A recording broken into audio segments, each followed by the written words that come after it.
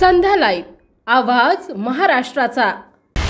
सैफ अली खानवर हल्ला, आरोपीचा सीसीटीव्हीत पर्दाफाश, शाहरुखच्या मन्नतची रेकी केल्याचा धक्कादायक खुलासा।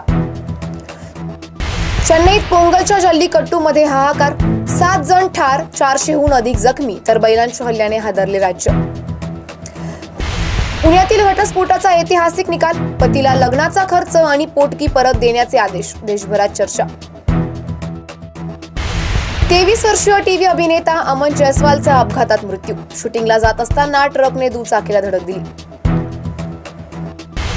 सचिन पिळगावकर यांच्या प्रमुख उपस्थितीत संपन्न झाला मुक्काम पोस्ट देवाचं घर चित्रपटाचा ट्रेलर लॉन्च।